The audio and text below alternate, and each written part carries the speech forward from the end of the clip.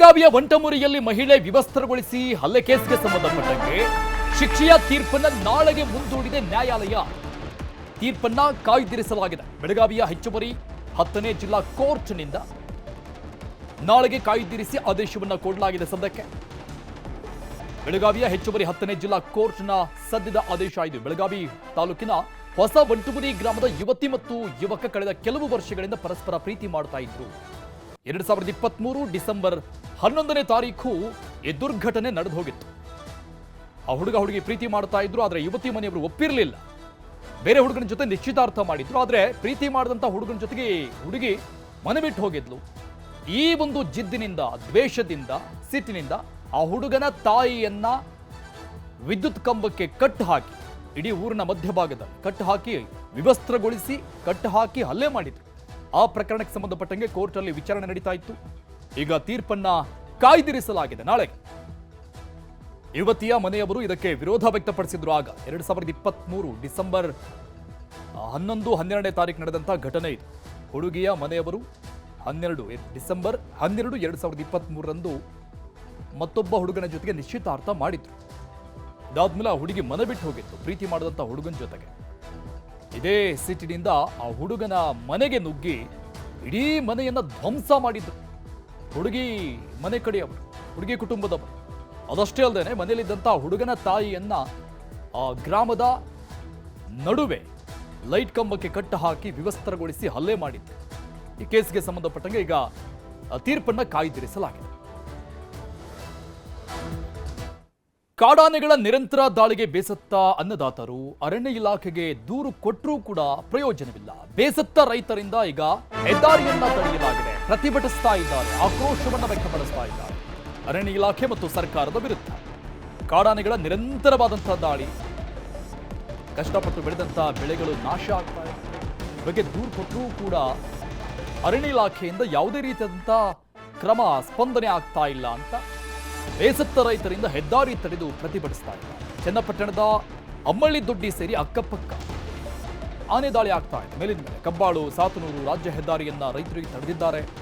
ಸ್ಥಳಕ್ಕೆ ಬಂದಿದ್ದಾರೆ ಪೊಲೀಸರು. ರೈತರ ಮನವೊಲಿಕೆಗೆ ಮುಂದಾಗ್ತಾ ಇದ್ದಾರೆ. ಬಟ್ ಪ್ರತಿಭಟನಾ ನಿರತ ರೈತರು ಅದು ಯಾವುದಕ್ಕೂ ಕೂಡ ಬಗ್ತಾ ಇಲ್ಲ. ಯಾಕಂದ್ರೆ ಅದು ಒಂದೆರಡು ದಿನಗಳ ಸಮಸ್ಯೆ, ಹಲವಾರು ವರ್ಷಗಳಿಂದ ನಡೀತಾ ಇರುವಂತಹ ಸಮಸ್ಯೆ. ಈ ಸಮಸ್ಯೆಯಲ್ಲಿ ಬೆಂದು ಹೋಗ್ತಾ ಇದ್ದಾರೆ ಅನ್ನದಾತರು. ಎದೆಮಟ್ಟಕ್ಕೆ ಬೆಳೆದಂತಹ ಎಲ್ಲ ಬೆಳೆಗಳನ್ನ ಕಳೆದುಕೊಳ್ಳುವಂತ ಪರಿಸ್ಥಿತಿ ನಿರ್ಮಾಣವಾಗಿದೆ. ಈ ಭಾಗದಲ್ಲಿ ನಿರಂತರವಾಗಿ ಕಾಡಾನೆಗಳ ದಾಳಿ ಆಗ್ತಾನೆ ಇದೆ. ಹೀಗಾಗಿ ಅನೇಕ ಬಾರಿ ಅರಣ್ಯ ಇಲಾಖೆಗೆ ಈ ಬಗ್ಗೆ ಕಂಪ್ಲೇಂಟ್ ಅನ್ನು ಕೊಟ್ಟರೂ ಕೂಡ, ದೂರು ಕೊಟ್ಟರೂ ಕೂಡ ಅರಣ್ಯ ಇಲಾಖೆಯವರು ತಲೆನೇ ಕೆಡಿಸಿಕೊಳ್ತಾ ಇಲ್ಲ ಅಂತ ಈಗ ಹೆದ್ದಾರಿಯನ್ನ ತಡೆದು ಪ್ರತಿಭಟಿಸ್ತಾ ಇದ್ದಾರೆ. ನಾವು 15 ವರ್ಷ ಆಯಿತು ನಮ್ಮ ಕತೆ ಮುಗಿದೋಗತ್ತೆ ರೈತರಿಗೆ. ಇಲ್ಲ ಅಂದ್ರೆ ಎಕರೆಗೆ ಒಂದು 5 ಎಕರೆಗೆ ನಮ್ಗೆ 25 ಲಕ್ಷ ಕೊಟ್ಟು 2011ರಿಂದ ಕೂಡ ಆನೆ ದಾಳಿ ಜಾಸ್ತಿ ಇದೆ. ಇಲ್ಲಿಂದ 40 ಹಳ್ಳಿಗಳು ಅಂದ್ರೆ ತೆಂಗನಕಲ್ಲು ಫಾರೆಸ್ಟ್ ಇರ್ಬೋದು, ಸಾತೂರು ಫಾರೆಸ್ಟ್ ಇರ್ಬೋದು, ಆಮೇಲೆ ಮುತ್ತತ್ತಿ, ಸಾತೂರು, ದೊಡ್ಡದಹಳ್ಳಿ ಫಾರೆಸ್ಟ್, ಹುಣಸಹಳ್ಳಿ ಫಾರೆಸ್ಟ್ ಅಲ್ಲಿ 48 ಆನೆಗಳು ಇಲ್ಲಿ ಬೀರ್ಬಿಟ್ಟಿವೆ. ರೈತರು 6,000, 7,000 ಎಕರೆಗಳನ್ನ ವ್ಯವಸಾಯ ಮಾಡಕ್ಕಾಗ್ತಾ ಇಲ್ಲ. ಪ್ರತಿನಿತ್ಯ ರೈತರ ಬೋರ್ವೆಲ್ನ ಕಿತ್ತಾಕ್ತಾ ಇದ್ದೇವೆ. ಬಾಳೆ ತೋಟ, ಮಾವಿನ ತೋಟ, ಈಗೆಲ್ಲ ಮಾವಿನ ಫಸಲು ಬಂದಿದೆ. ಮಾವಿನ ಫಸಲಿಗೆ ತಗೊಳ್ಳುವಂತ ವ್ಯಾಪಾರಿಗಳು ಬರ್ತಾ ಇಲ್ಲ. ತೆಂಗಿನ ಮರ ಒಂದು ಹೆಚ್ಚು ಕಮ್ಮಿ ಒಂದು 10ರಿಂದ 15,000 ತೆಂಗಿನ ಮರ ನಾಶ ಮಾಡವೆ.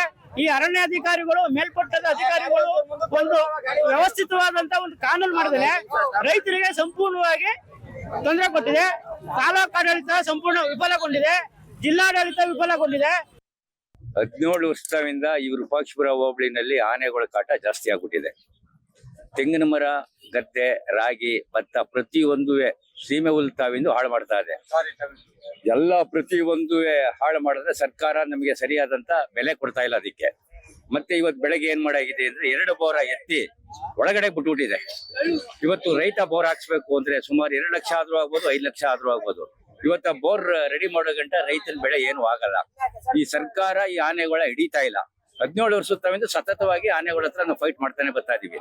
ಸರ್ಕಾರ ಇದ್ರ ಬಗ್ಗೆ ಯಾವುದೇ ಕ್ರಮ ತಗೊಳ್ಳಿಲ್ಲ. ಮತ್ತೆ ಇಲಾಖೆನೂ ನಮ್ಗೆ ಸರಿಯಾದಂತ ಬೆಲೆ ಕೊಡಲ್ಲ. ಒಬ್ಬ ರೈತ ಆನೆ ತುಳಿದಿ ಸತ್ರೆ ಬರೀ ನೆಪ ಮಾತ್ರಕ್ಕೆ ಒಂದು 15 ಲಕ್ಷ ಕೊಡ್ತಾರೆ. ಅದೇ ಸರ್ಕಾರಿ ಅಧಿಕಾರಿ ಸೊತ್ತರೆ 50 ಲಕ್ಷ 60 ಲಕ್ಷ 70 ಲಕ್ಷ ಅವ್ನ ಮನೆಯಲ್ಲಿ ಕೆಲಸ ಕೊಡ್ತಾರೆ. ನನ್ ರೈತ ಸೊತ್ತಾಗಿ ಯಾಕೆ ಕೊಡಲ್ಲ? ಯಾವುದೇ ಕಾಡ ಪ್ರಾಣಿಗಳು ಹಾನಿಯಾಗಿ ಅಥವಾ ಸೊತ್ತರೆ ನಮ್ಗೆ ಸರ್ಕಾರದಿಂದ 50,000 ರೂಪಾಯಿ ಪರಿಹಾರ ಕೊಡಬೇಕು. ಮತ್ತೆ ನಮ್ಮ ಬೆಲೆಗೆ ನಮ್ಮ ಇಲಾಖೆ ಏನ್ ಬೆಲೆ ಇದೆಯೋ ಅಥವಾ ತೋಟಗಾರಿಕೆ ಇರ್ಬೋದು, ಕೃಷಿ ಇರ್ಬೋದು, ಈ ಬೆಲೆನ ನಮ್ಮ ರೈತನ ಕೊಡ್ಬೇಕು. ಆನೆ ಹಾಳು ಮಾಡಿದ್ರೆ ಇಲ್ಲ ಅಂದ್ರೆ ಇವ್ರು